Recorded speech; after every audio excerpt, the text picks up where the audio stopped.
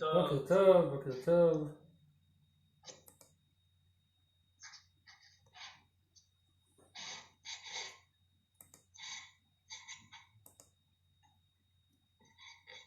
בוקר טוב. בוקר טוב.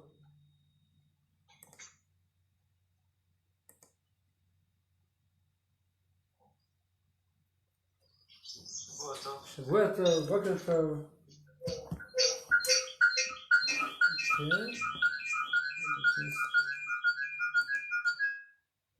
Okay, so today's daf is 65, right?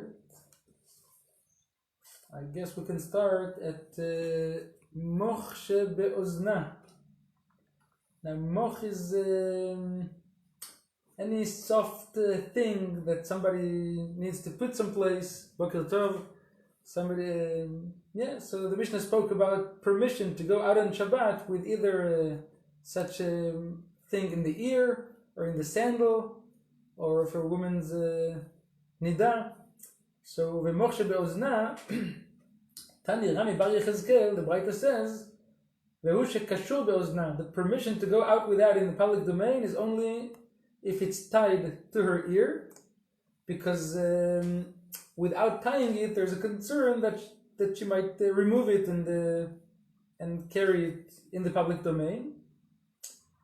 Uvemoch shebesandala, that's Rashi in the Mishnah says it's just for comfort, for pleasure. So here too, Tani Rami Bar Yechezkel, v'hu shekashur la besandala, it must be tied to her sandal. That's this version. Another version is it must be tied to the sole of the shoe, of the sandal. So there's no concern that she might remove it and carry it in the public domain. And now comes the third thing, and this thing she made for nida. Rashi said it's to avoid soiling her garments. And the question is, so he thought here too, it must be tied between her thighs, because otherwise there's a concern, she might remove it. But Amar Rava says no, in this case, even though it's not tied, there's no concern she'll come to remove it, because since it's repulsive, there's no concern that she'll come to take it, to carry it.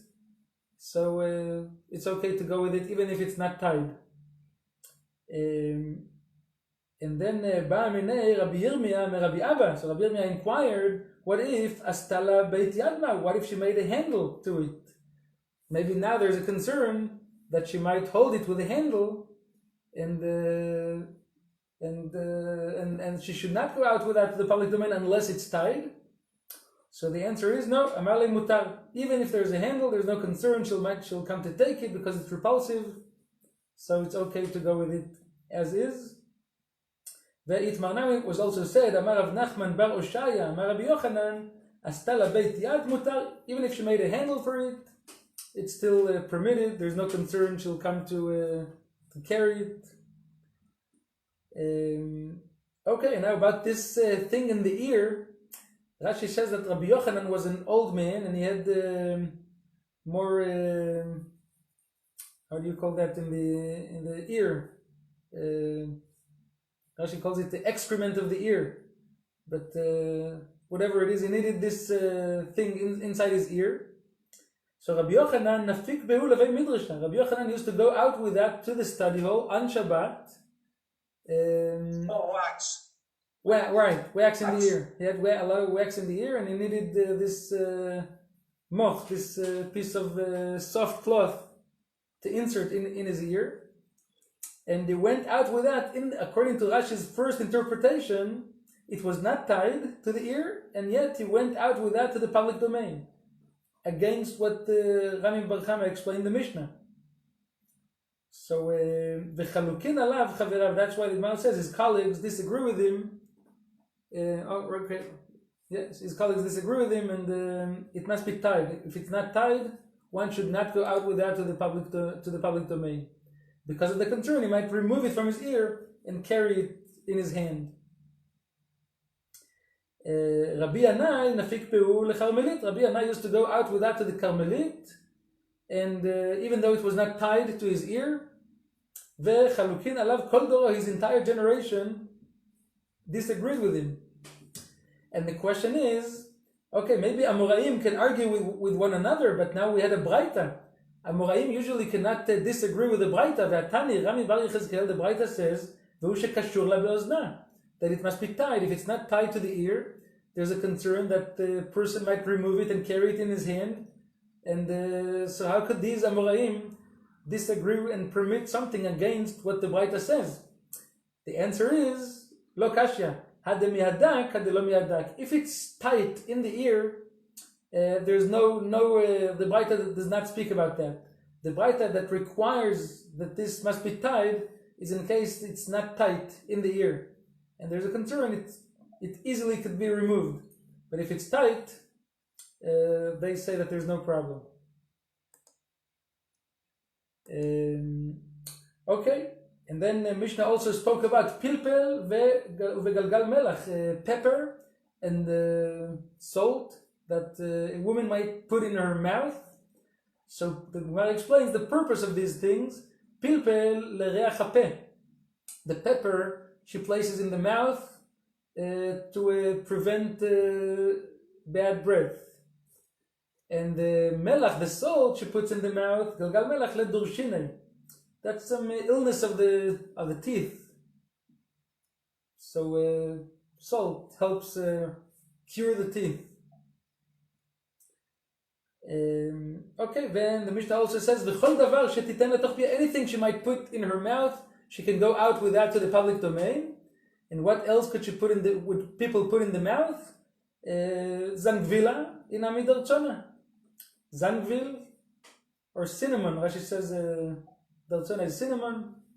Yeah, people put it in the mouth. I'm not sure why. For a nice smell, maybe. Shen totevet, shen shel zahav.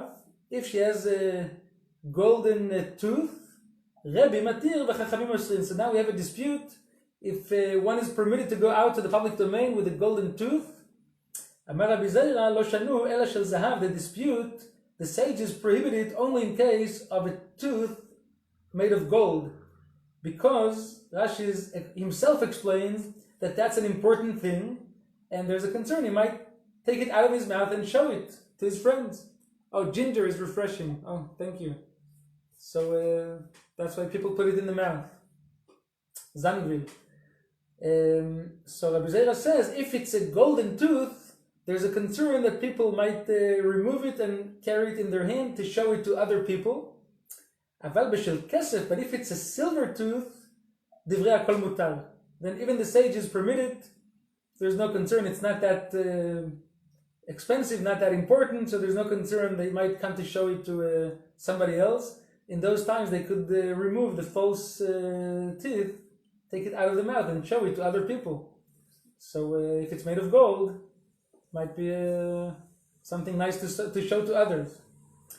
The Tanya Nami Achet, the Braita also says, B'shel kesref divrei hakol mutar. If it's a silver tooth, all agree it's okay. You can go out with that to the public domain. Shel zahav, we have a dispute. Rebbe matir v'chachamim osrim. Okay, Amar Abaye, says Abaye that there are three Tanaim. They all hold the same concept. Rabbi veRabbi Eliezer. According to Rashash, it should be Rabbi Elazar. Rabbi veRabbi Eliezer veRabbi Shimon ben Elazar. Kulu sviralu. They all hold the chol midei de miganya bei lo atya leichvuye. That anything that the woman puts to avoid being repulsive, anything that she puts to prevent something foul or something like that, there's no concern that she'll come to show it to others. And now he explains all of them. He specifies Rabbi Adamaran. Rabbi is what we just said. That if she has this false tooth, he's not concerned that she'll pull it out to show it to others, because it's she'll be embarrassed to show that she's missing a tooth. Rabbi Eliezer, Tanya, this we had previously in page 62. Rabbi Eliezer poter bechovelet uvitzlochit shel palaiton. And we explained previously that according to Rabbi Eliezer, she is permitted in the first place to go out to the public domain with this kovelet, with its lochit shel palaiton, because it's like perfume that only a woman who has a bad odor puts it. So she will not tend to show this to others because she's embarrassed to show that she needs such a thing, that she has a foul odor. ורבי שמעון בן אלעזר דתניא, כלל אמר רבי שמעון בן אלעזר, כלשהו למטה מן הסבכה יוצאה בו. Anything that she puts under the hair cover, like this small kippa shel tzemer, this what the Mishnah calls kavul, so that she can go out with, because there's no concern she'll come to remove it, because if she'll remove that, she'll be embarrassed by exposing her hair. למעלה מן הסבכה אינה יוצאה בו. Anything above the hair cover she should not go out with. So they all have the common concept that anything that if a woman would remove from her body will embarrass her, there's no concern that she'll come to remove it and show it to others. Hence it's permitted to go out with that on Shabbat to the public domain. Okay, now the next Mishnah also speaks about some permissible things. יוצאה בסלע שעל הצינית. If a woman has a wound at the bottom of her leg, so she can, they used to tie to it a coin, sela, and that coin, the Gemara explains, heals that wound, and if that is tied to her leg, she can go out with that even on Shabbat to the public domain, because as we said, the principle is anything that people go with during the week, anything that habitual, could go also on Shabbat, unless there's a rabbinic decree against it. But here, there's no decree against going with that. There's no concern she'll come to remove it or show it or carry it. Habanot ktanot, the little girls, Rashi explains that they made a hole in their ear. They pierced their ears as a preparation for earrings, but they did not yet put earrings at a young age until they grew up. So for the hole not to fill itself, they put there some threads or some splinter, kesam. So abanot ktanot, the little girls, yotzot bechutin va'afilu bekismin shebeoznehem. They can go out to the public domain with these strings, whatever they put in their ears, to just to avoid the hole from closing. And they're fine. That's how they go all the time. For years, they used to go with these chutim instead of earrings. I think they only made earrings before they got married, as the Mishnah says in Ketubot, that for when a girl comes to get married at about the age of 12, they give her a year to prepare jewelry, and then she maybe prepared earrings. But when she was younger, she went with just these simple things to prevent this hole from closing. Araviyot are Jewish women that live in Arab countries. Yotzot re'ulot, so they can go out to the public domain the way they used to go. Re'ulot, ra'ala, that's how they wrap their head and their face. They only leave holes for the eyes.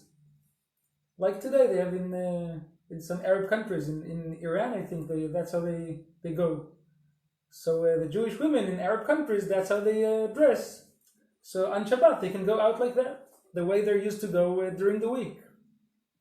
Umadiyot prufot, the Jewish women in Media can go out prufot. Now prufot, Rashi explains that they wrap themselves in a talit, like a cloak, and they have a strap of hair, a strap that they like wind over something, over either a rock or a nut or a coin.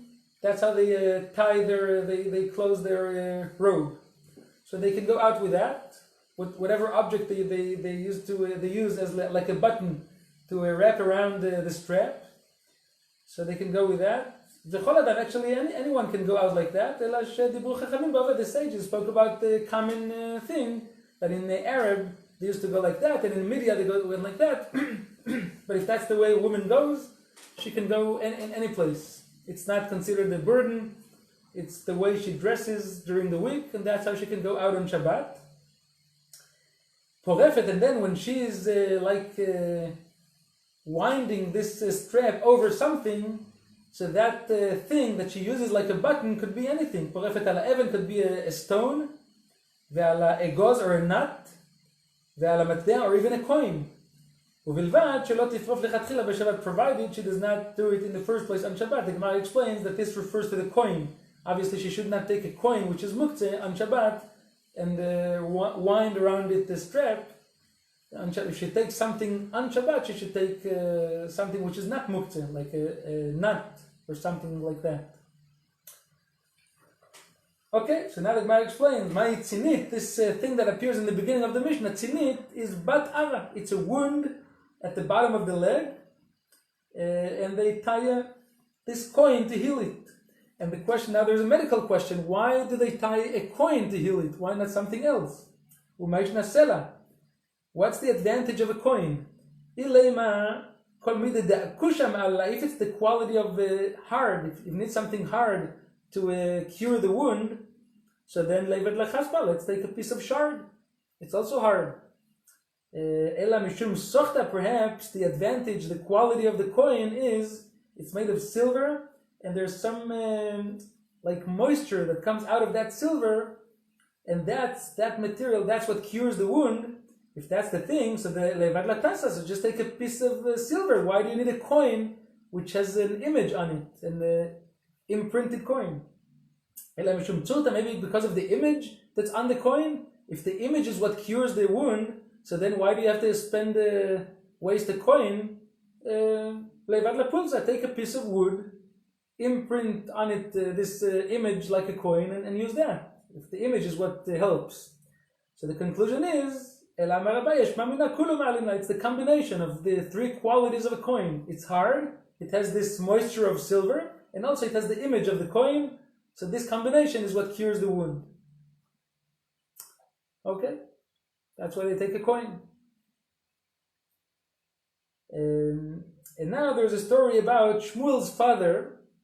Avua de Shmuel, he did not let his daughters, he did not allow his daughters to go out on Shabbat with these strings in their ears, in the hole in the ear, when they were still young daughters, before they made earrings. They did not allow them to sleep together. And in those times, as we mentioned a few times ago, they used to sleep naked. They did not have pajamas. So he did not let his daughters sleep together at night. They lived near the river Euphrates, Prat. So they could immerse, when they needed to immerse, in those times they sometimes needed to immerse, they kept the laws of the purity. So when they needed to immerse, he did not let them immerse in the river B'yomei Nisan, in the days of Nisan. The Gemara soon explains what's the reason. So he made for them a mikveh that they should immerse there. But in the days of Tishrei, he did permit them to immerse in that river, but he was concerned for interposition because there was mud. The ground was muddy, so he made like a mat for them to stand on the mat and not stand barefoot on the mud, so that there will be no interposition in the immersion. So now the Gemara explains these things. He did not let them go out on Shabbat with these strings in their ears. Why not? The Mishnah says it's okay. So what, Shmuel is more stringent than the Mishnah? The answer is that it was a different case, because Bintei Davua de Shmuel, the Tzivonina, their strings were colored. And because they were colored, he was concerned that she might remove it from her ear to show it to her friend, for fancy strings. So he said you should not go. The Mishnah only permits it with the simple strings, but not with the colored ones. And then also, Lo Shaviklu Ganyan Gabiadad, he did not allow his daughters to sleep together. Rashi says when they were not married yet. So what's the concern? What's the problem to let two girls sleep together, even though they were naked? So the Gemara says, Leima Mesaya Leil Rav Huna, perhaps that supports Rav Huna. The Amar Rav Huna, Nashim Amisolelot Zo Bezo, these women that rub one another, which nowadays they call lesbians. So that's psulot lecheuna. They're disqualified to kehuna. Rashi and Tosfot argue what's the disqualification. Rashi says that they're disqualified to marry a Kohen Gadol. Kohen Gadol, as we read yesterday in the parasha, must marry a virgin, and she's not considered the full-fledged virgin. That's according to Rashi. According to Tosfot, they say she might even be disqualified to an ordinary Kohen on account of being a zonah. So perhaps that was Shmuel's father's concern, that if his daughters will do that, they will be disqualified to marry a Kohen. Now, even though in his time, according to Rashi, that the disqualification only applies to a Kohen Gadol, in his time there was no temple, there was no Kohen Gadol, but still, it's obviously an improper behavior, so maybe that's the reason he forbade it to them? So the answer is no. Nothing to do with that. It's just, he was not concerned that his daughters were lesbian. He just wanted them not to feel the feeling of another body. Because Rashi says if they'll get the feeling of another body, they might desire to have relations with a man. So each one slept alone. And then V'avid lehu mikveh b'yomei Nisan. In the days of Nisan, he did not allow them to immerse in the river Euphrates. He made for them a mikveh to immerse there. So what's the reason? Mesaya alei l'Rav. This supports Rav. The Amar Rav, mitra b'ma'arava. If rain falls in the west, if rain falls in Eretz Israel, Sahada Rabba Prat, the great witness, is the Euphrates, the river. Because when there's a lot of rain in Eretz Israel during the winter, so in the month of Nisan, so then all the rain and all the snow that melts, all that water goes into the Euphrates, and that river goes between Eretz Israel and Babylonia, which implies that Eretz Israel is the border is not just the Jordan River, maybe the border is much more away, eastern, and that's still Eretz Israel. Why would unmarried girls need a mikveh? So in those times, they needed a mikveh even just to eat food, because they still kept the laws of purity in those times. Tum'ah v'tahara. So if they touch a sheretz or contaminate from a corpse, they would need to immerse. So Shmuel's father did not let his daughters immerse in the days of Nisan. He says he was concerned that perhaps the majority of water in the river might be from rain or melted snow water from Eretz Israel. And now if that's the case, there's a problem. Why? Because Rashi brings the Mishnah in Masechet Mikvaot that says that there are two types of mikveh. There's a mikveh that if the source of the water is spring, and that's called Mayim Chaim, live water, living water, so that purifies even when the water is moving. If it's flowing, it still purifies.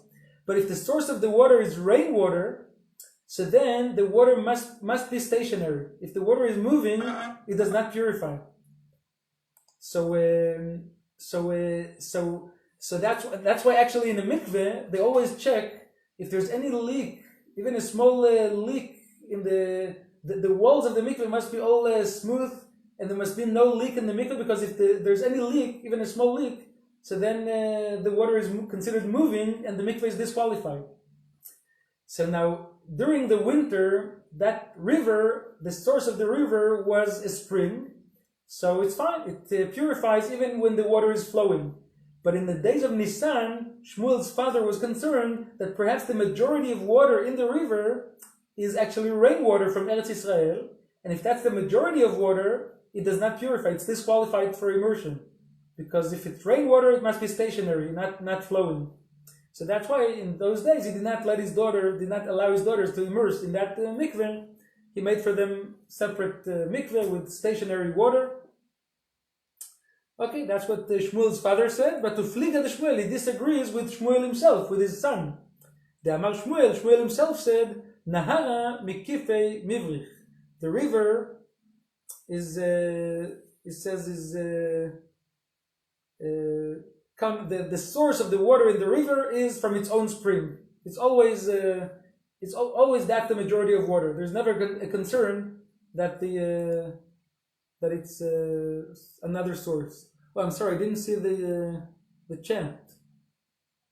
Silver has healing properties. Oh, right.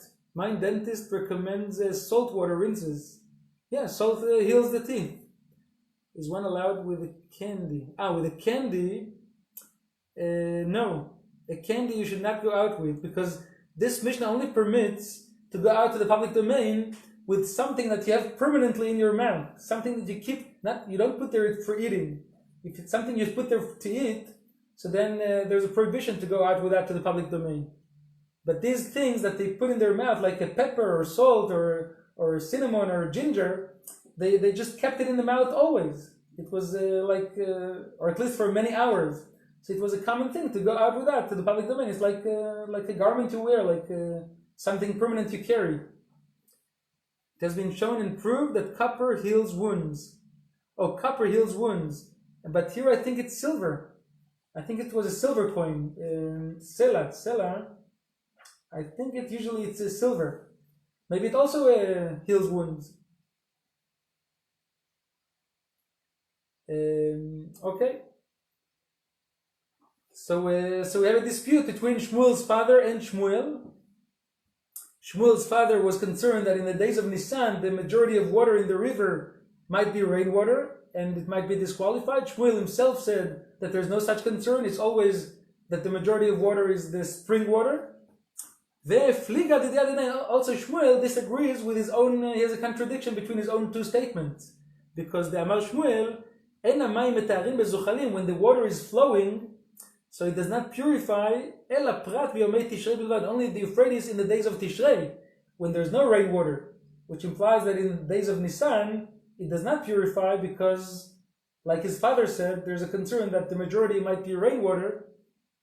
Okay, so we have different opinions, and in the halacha there's also a dispute about this. In this matter, the Ashkenazim happen to be more lenient than Sfaradim. Shulchan Aruch says that if there's a concern that the majority of water in the river is rainwater, it's disqualified. Rama says that there's an opinion that you could be more lenient, especially in a place where there's no other choice, there's no other mikveh. If that's your only option, you can rely on the opinion of Shmuel, who says that there's no such concern, that always the majority of water in the river is the spring, and it purifies even when it flows. Okay, then we said the Mishnah says porefet, that the woman is permitted to porefet. It's not exactly a button. It's like she's winding this strap over something to close a robe. Porefet ala even, and then that sounds like she may do it in the first place on Shabbat. She can on Shabbat take this stone or a nut and close and wrap it around. But then the Mishnah says at the end, "Uvilvad shelo tifrof b'Shabbat," she should not do it on Shabbat. And the question is, "Ve'amarta reisha porefet." Mishnah seems to contradict itself. So as I said in the Mishnah, Amar Abaye seifa atan lematbea. When the Mishnah says at the end not to do it on Shabbat, it's because of muktzeh. A coin you should not in the first place take on Shabbat to wrap around this strap, because the coin is muktzeh. But she is permitted, as the Mishnah says previously, to wrap it on a nut, or if there's a stone that she designated for that, which is also not muktzeh, she can do that as well.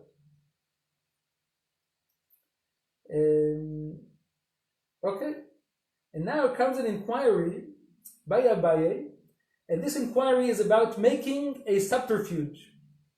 And by Abaye, Isha, ma'u sheta'arim v'tifrof al ha'egoz leotzi livna katan b'Shabbat.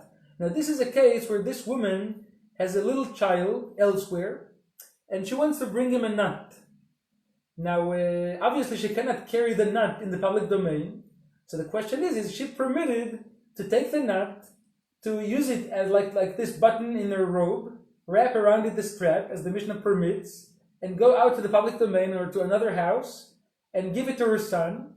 But the question is, she's only doing it to deliver this nut through the public domain to her son. what she's doing is biblically obviously fine. She's not violating any biblical law. She's using this knot as part of her garment. So biblically it's okay. But since she knows that she's now making a subterfuge, she's taking advantage of this law in order to transfer this knot through the public domain. Is this permitted or not? And this actually, the Gemara explains, we could have thought this depends on another dispute. We have a dispute later on page 120, in case there's fire in a house. So there's a Tanaik dispute. How many clothes is one permitted to save in case of a fire? So Rabbi Meir says you can make a subterfuge. You can, whatever you wear, you can save from the fire. So if you go into the house and you can wear a few layers of as many garments as you want, if you're able to wear 100 layers, you can even save 100 garments, according to Rabbi Meir. Rabbi Yossi there disagrees. Rabbi Yossi says you cannot make any subterfuge. You can only wear what you're used to wear during the week. And there's a list there of 18 things that a person could maximum wear at one time, and that's all you can save. So that's a dispute there, if one is permitted to make a subterfuge in order to save garments, to save clothes in a fire. So now the Gemara explains here that this inquiry does not depend on that dispute. This inquiry is according to both opinions there. Tibai leman de'amar ma'arimin bidleika. This inquiry is both according to the one who says that one may make a subterfuge in case of a fire, that's Rabbi Meir. V'tibai leman de'amar en ma'arimin. It's also according to Rabbi Yossi, who disallows such a subterfuge. Tibai leman de'amar ma'arimin bidleika. According to Rabbi Meir, who says that in case of a fire, one is permitted to make such a subterfuge. Perhaps it's only there. Hatamu de'il lo sharit, if you did not permit him to make such a subterfuge, so then ati lechibuye, there's a concern that he might come to extinguish the fire. So the sages saw no choice. They must permit him to make such a subterfuge. Otherwise, there's even a concern he might violate the biblical labor. Avalacha, but here ilo sharit here, if you do not permit this woman to carry this knot, so lo atilafuki, there's no concern. She'll not come to violate any biblical law. She just wants her son to have a knot. If there's no permission, she'll not do it. So that's one side of the inquiry. And also, or Dilma, perhaps afilu leman de'amar en ma'arimin bidlika, even according to Rabbi Yossi, who does not permit any subterfuge in case of a fire. He only permits to save the regular number of garments that one is used to wear during the week. Hatam derech hotza'ah bechach, there, the thing is that if he carries the garments unnecessarily, he's carrying something in the way people are used to carry it. So that's why he forbids it. But here, if she's carrying this nut, it's not the regular way of carrying. She doesn't carry it in her hand. She carries it as like a button to her garment. And that's biblically that's perfectly fine. So maybe even Rabbi Yossi would agree that here there's no problem. You can even in the first place make such a subterfuge, and you're not violating any law. Maybe you would permit that. Ema Shapir Dami, and this remains unresolved. And because it remains unresolved, the Shulchan Aruch says that it depends where she wants to take the nut to. If she wants to take it to a public domain, she should not do it, out of doubt.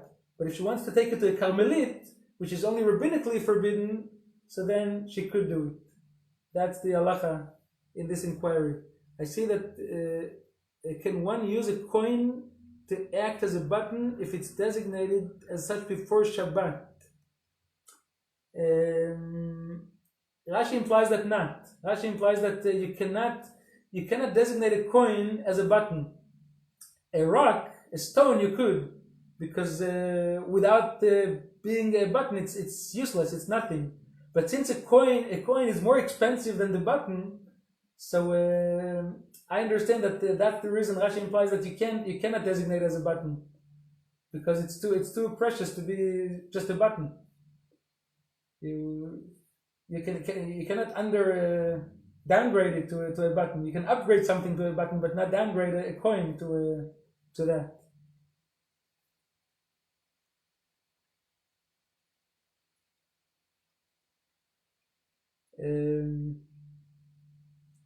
Okay, so it was a short daf today.